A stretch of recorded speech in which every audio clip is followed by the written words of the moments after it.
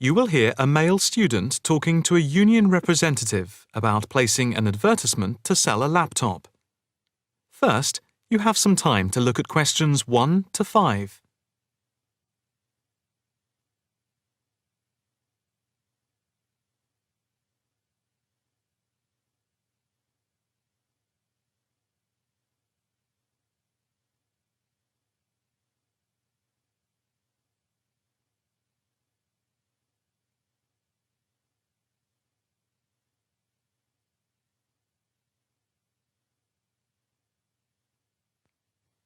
Now the test will begin.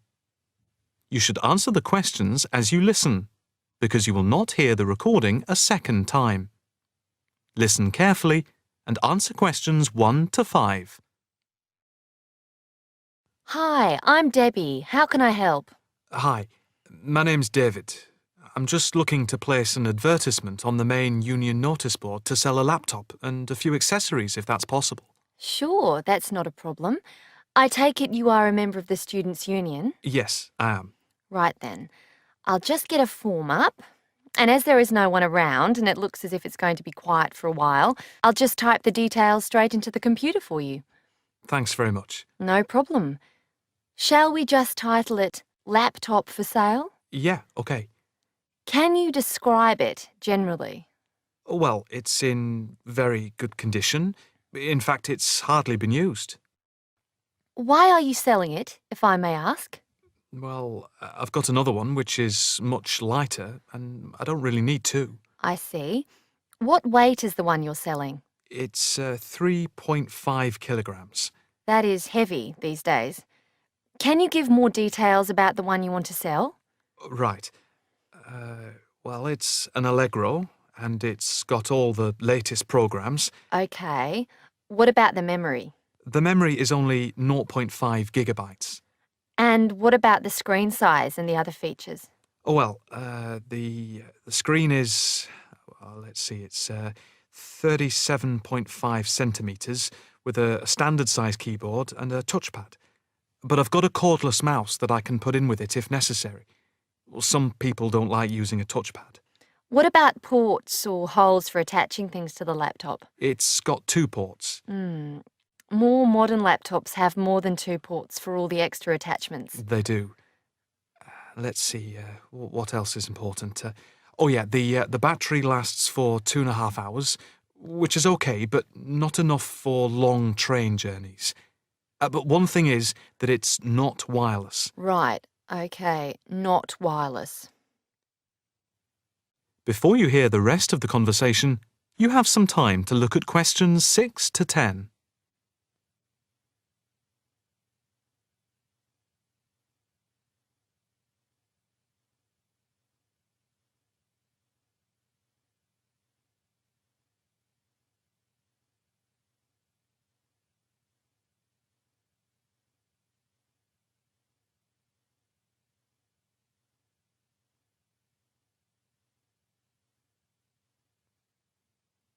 Now listen and answer questions 6 to 10. Anything else I can put on the advertisement? There's a webcam built at the top of the screen, and I can throw in a printer, a scanner, and headphones, which I got with it in a special deal. It also comes with its own case for carrying it around. Actually, the case is quite smart. I'm hoping these things will help it sell. They should do. Right, I think I've got all that. How much do you want for it? That I'm not sure about. It's worth about £900 to £1,000 new. Yeah, but you won't get that much if it's used, and even if it's in good condition. What about £500? I doubt if you'd get as much as that. More like £200 or £300. If you look at the notice board, there is one on there which is comparable to yours, and it's not more than about £250, I think. As little as that? I'm afraid so. Shall we say £300? OK, put that. Can I take some contact details for the advert? The name's David Bristow. BRISTOW. Yes, that's it.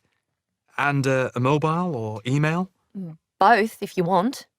It's DIB_7791@hotmail.com. Okay, and the mobile? That's 09875 423387. That's it. If you send the picture, I'll add it and print it out and stick it up for you. Okay, I can get that to you today. Right, I'll type in here, advert placed the 22nd of October. Fine, and good luck with the sale. Thanks.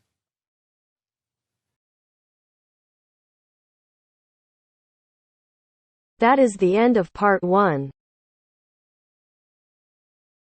You now have half a minute to check your answers.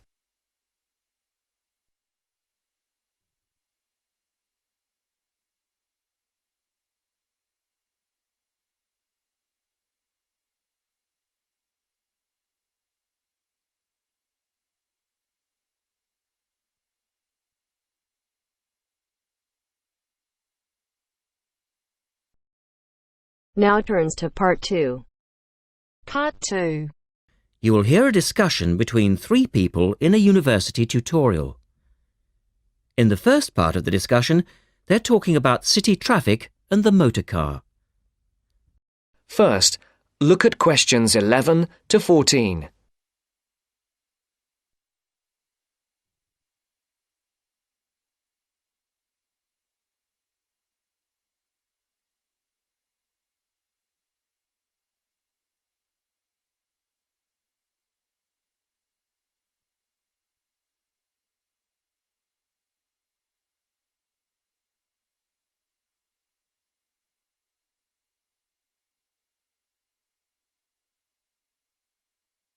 Listen carefully.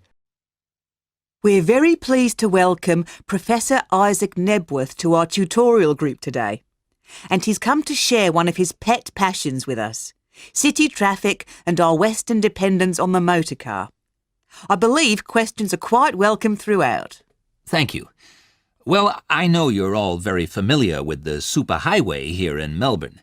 But do superhighways automatically lead to super wealth, as our politicians would have us believe? I think not. Can you give us an example of what you mean exactly? Sure. Well, by continuing to encourage this dependence on the motor car, we simply create more congestion and more urban sprawl. And you can see that here in Melbourne, right under your nose. Excuse me, I would just like to say that I feel the sprawl is part of the city. The freeways mean people can enjoy the benefits of living away from the centre on larger blocks with gardens, but still be able to drive back into the city centre for work or entertainment. Well, I'm not convinced that people want to do that. And is our money being well spent? It may be okay for you now, but come back to me in 5 years' time. Let's take CityLink, for example, the new freeway here in Melbourne. Well, I use the freeway all the time. I think it's great. Ah, yes, but it cost $2 billion to build, and you could have gotten 10 times the value by putting the money into public transport.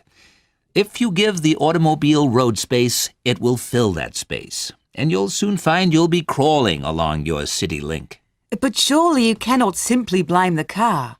Some of the blame must rest with governments and city planners. Well, there is an argument, surely, that building good roads is actually beneficial because most new cars these days are highly efficient. They use far less petrol than in the past, and emissions of dangerous gases are low. Old, congested roads, on the other hand, encourage traffic to move slowly, and it's the stationary cars that cause the pollution and smog, whereas good roads increase traffic speeds and thus the amount of time cars are actually on the roads. Well, this is the old argument put forward by the road lobby, but for me it's clear-cut.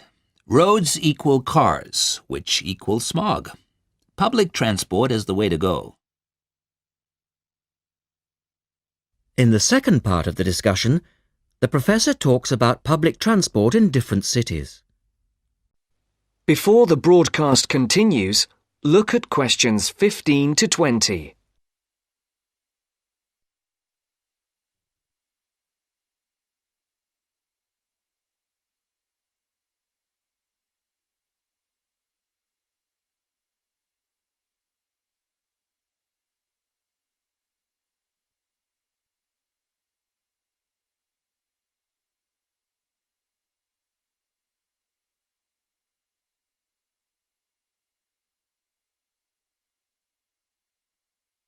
You will now listen to the second part of the talk. Now, on that topic of public transport, I read somewhere recently that Australia isn't doing too badly in the challenge to increase the use of public transport. Better than America, granted. But by comparison with Canada, it's not so good. For instance, if you compare Toronto with the U.S. metropolis of Detroit, only 160 kilometers away, in Detroit, only 1% of passenger travel is by public transport, whereas in Toronto it's 24%, which is considerably better than Sydney, which can only boast 16%. Well, I think it's encouraging that our least car-dependent city is actually our largest city. 16% of trips being taken on public transport in Sydney isn't too bad. But it's a long way behind Europe. Take both London and Paris, for instance, where 30% of all trips taken are on public transport. Well, they do both have an excellent underground system. And Frankfurt comes in higher still at 32%. I understand that they've been very successful in Copenhagen at ridding the city of the car. Can you tell us anything about that experiment? Yes, indeed. Copenhagen is a wonderful example of a city that has learned to live without the motor car. Back in the 1960s, they adopted a number of policies designed to draw people back into the city. For instance, they paid musicians and artists to perform in the streets. They also built cycle lanes, and now 30% of the inhabitants of Copenhagen use a bicycle to go to work. Sydney, by comparison, can only boast 1% of the population cycling to work. It could have something to do with all the hills? Then they banned cars from many parts of the city, and every year 3% of the city parking is removed. And by constantly reducing parking, they've created public spaces and clean air. Really? There are also freely available bicycles, which you can hire for practically nothing. And, of course, they have an excellent public transport system. Well, that's all very well for Copenhagen, but I'd just like to say that some cities are just too large for a decent public transport system to work well, particularly in areas with low population. Because if there aren't many people using the service, then they don't schedule enough buses or trains for that route. I accept that there is a vicious circle here, but people do need to support the system. And secondly, the whole process takes so long because usually you have to change. You know, from bus to train, that sort of thing. And that can be quite difficult. Ultimately, it's much easier to jump in your car. And often it turns out to be cheaper. Sure, but cheaper for whom? You or society? We have to work towards the ideal and not give in all the time because things are too difficult. Anyway, let's move on to some of the results of the survey, which I think you'll agree. That is the end of part 2. You now have half a minute to check your answers.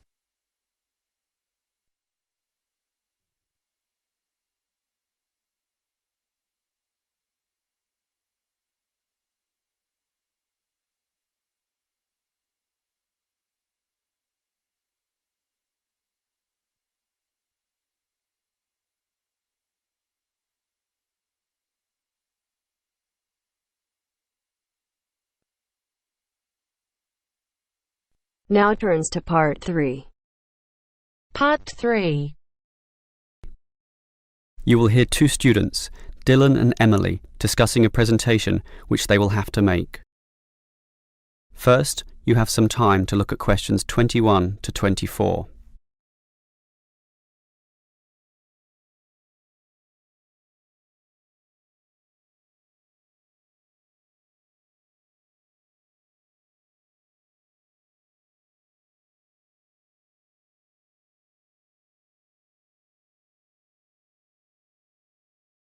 Now listen carefully and answer questions 21 to 24.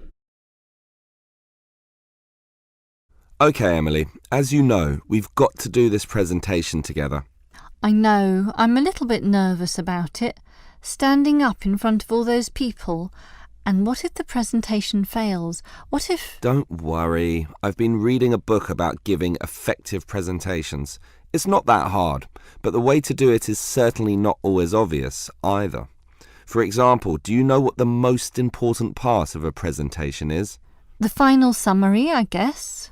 The opposite. The first minute, in fact. The theory says that first minute is when you win or lose the audience. If you lose them at that point, you'll probably never get them back. So that's why you need a hook. A hook? You mean like when you catch fish? Yes. I mean, not exactly, but yes. We want to catch the audience, right? So we need to start in a way which wakes them up, gets them interested, and makes them watch us. I see. Basically, no matter how good our presentation is, if the message doesn't get across, the presentation fails. So we need to give a fact which really amazes them, or an interesting story, or pose a dilemma which makes them think, something they can really puzzle over. It's better if this is related to the subject, of course, something to do with management in our case. So that's the hook? That's right. From then on, we'll just follow the basic advice. Like what? Like, talk to your audience, as equals. Don't talk down to them or up to them. They're just the same as us, right? You're right, Some of the best presentations I've ever seen sounded just like conversations. Exactly. And what else made them good?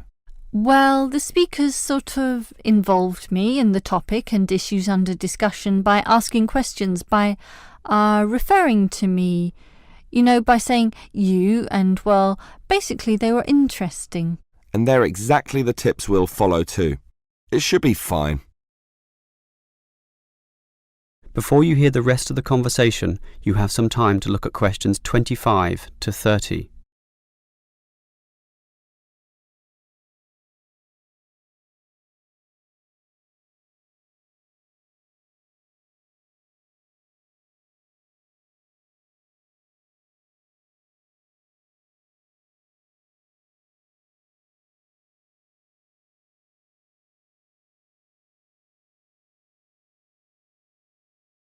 Now listen and answer questions 25 to 30.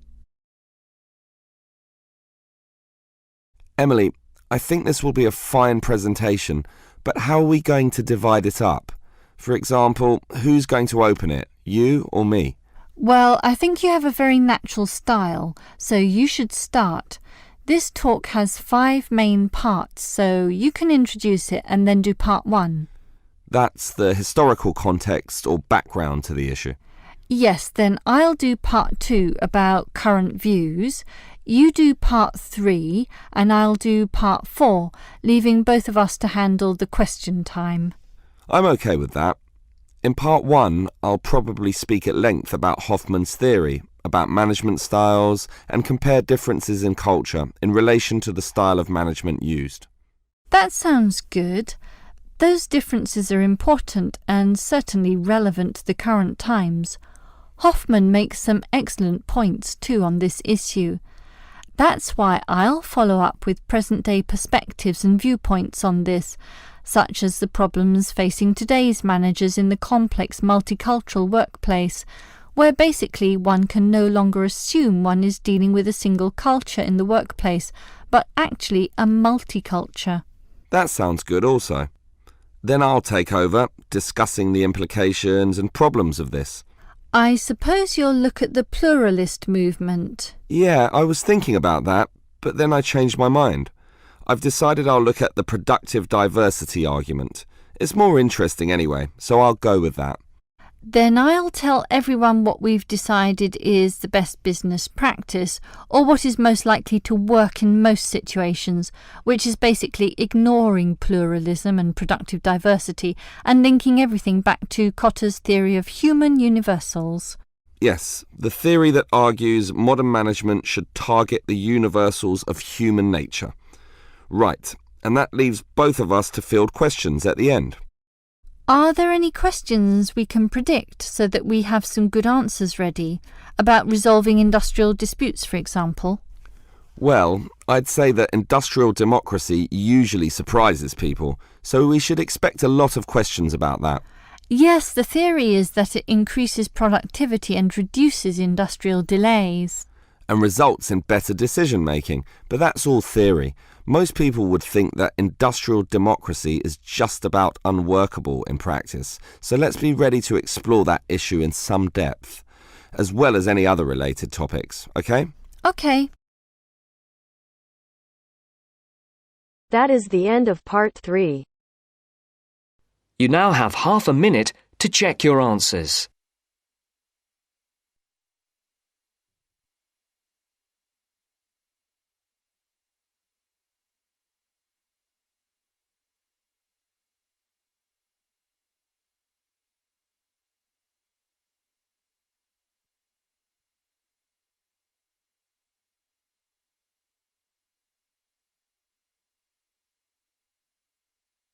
Now turns to part 4.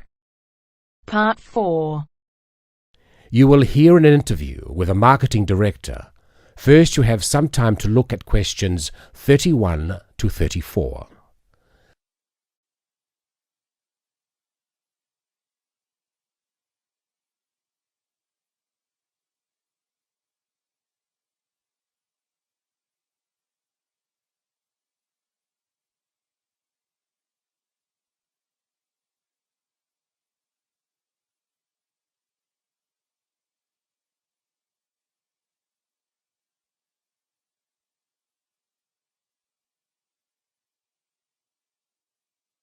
Now listen and answer questions 31 to 34. Continuing our theme of business marketing, I have with me today Mr. Brian Kinsella, who is here to talk about the differences between marketing a product and marketing a service. Good morning. Now I understand that many of you here today are interested in a career in services marketing. Well, I've been the marketing director for Oceania Travel for nearly 11 years, so I feel that I can present what I consider to be the most important aspects of marketing a service. However, before I begin, I want to clarify what I mean by services marketing. This not only means aspects like holiday destinations, but also professional services such as legal advice. In short, anyone that sells a service. Actually, a lot of the traditional services such as lawyers, accountants, etc., have not felt too comfortable marketing their services. It's almost perceived in industries such as these that the need to market indicates a weakness in the services provided. However, more and more such industries are realizing the importance of marketing to sustain their customer numbers, especially when their competitors are marketing themselves. Now, the main difference between marketing a product and a service is that the customers cannot understand exactly what the service will be. They can see a product and can comprehend exactly what the product will do for them. A service is more intangible. By that, I mean whatever each customer gains from the service is often very personal. For example, with a travel agency, clients choose to travel abroad for a multitude of motives. Some people travel overseas for the experience and really want to get to know the culture of the local people. Others wish to escape from reality, totally relax in sophisticated comfort, and be waited on hand and foot. Obviously, our clients will not be judging what we offer by the same standards, and travel agents, like other such service industries, have an extremely difficult job in satisfying a range of customers from diverse backgrounds with different expectations.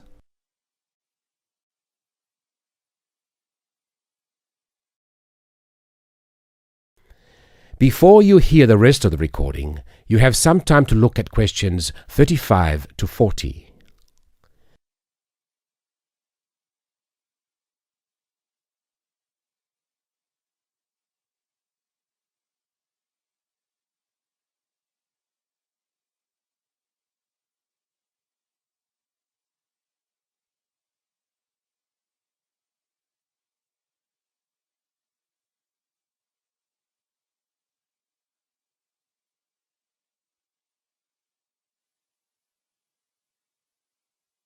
Now listen and answer questions 35 to 40. Our company has overcome this dilemma in a number of ways.